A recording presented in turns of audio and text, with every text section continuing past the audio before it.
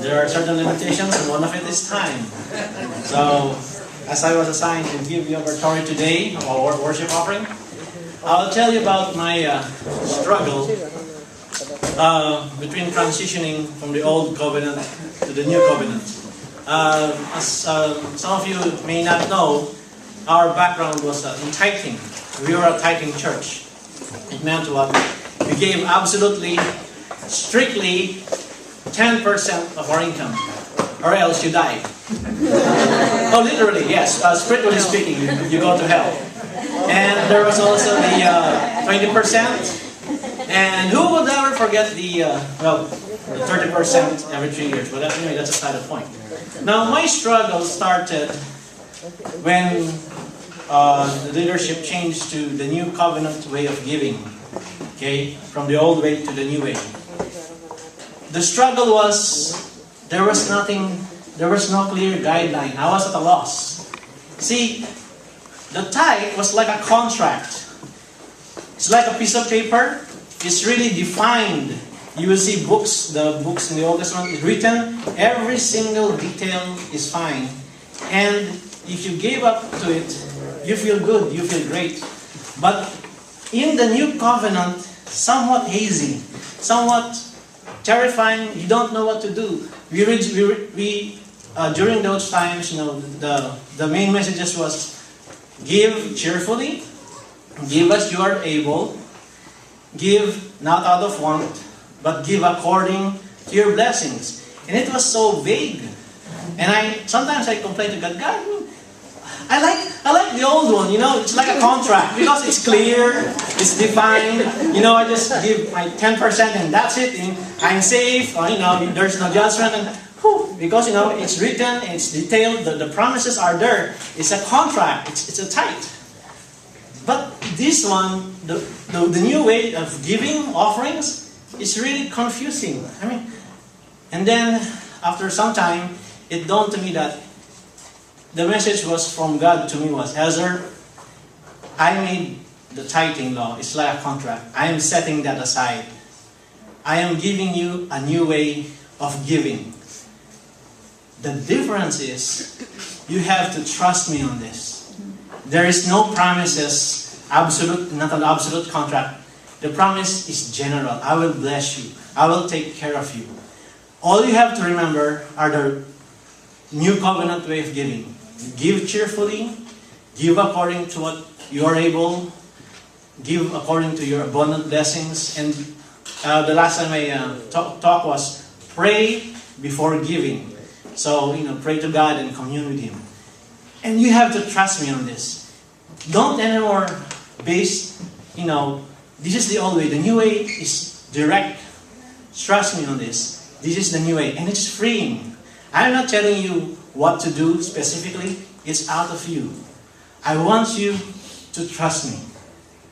Wow, I say. That's hard. It's not easy from coming from a concrete to something vague and something where it requires faith. And so actually we all know that giving offerings is like an act of love. But at the same time, it's faith. The second side is it's all about faith. It's an act of faith. God is asking me to give, to trust Him. No written contract, no nothing. To trust His what? To trust His word. And I will tell you honestly, in 2 to 3 years, since then, I had to really struggle. I had to struggle, and it was no joke. Sometimes it's easy for me to believe in, healing, believe in protection. But when it comes to finances, it's really, really difficult sometimes. And, I don't know about you, but it's really tough and it's not easy. But then, I look at it and I said, God, please help me. How can I really, really, be able to? And it's easy. You just have to step out on faith. And I said, there were times I really go back and forth. And then I found out that one of the reasons why most likely for me, tithe was not anymore a good thing for me. It became a source of spiritual pride for me, actually. Because when I gave tithe, I felt, I'm good. I felt I have accomplished something, and I felt, hey God, I did this, and I deserve it. And it was a sort of source of spiritual pride. I prided in that, and that was taken away. And now, I am back to, I have to have complete faith and trust in you. And only your word. No specifics, just general. That's the way of giving. And then, no boundaries. You can, it's only between you and God.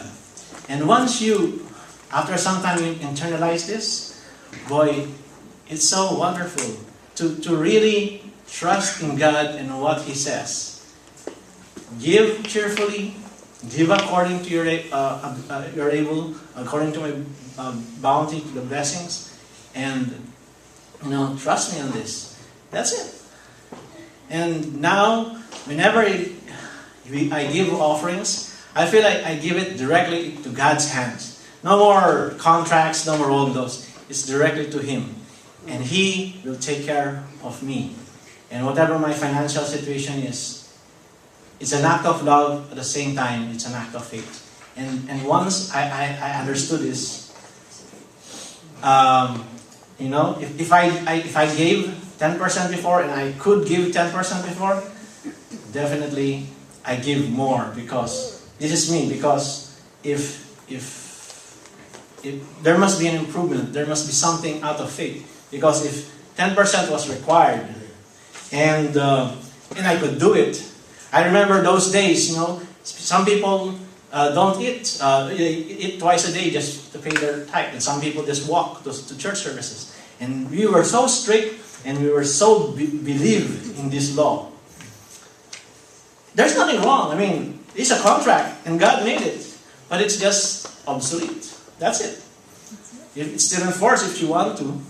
If you want to go back there, There's no saying that, tithe is done away, But I don't know if you want to go back there, but this one is a new thing. And whenever I give my offerings, it's an act of faith. And it's going against, I remember the scripture, God and mammon. Because mammon, money, is always equivalent to God. Money can give you happiness. Money can give you security. It's the only thing that is equivalent to God, actually.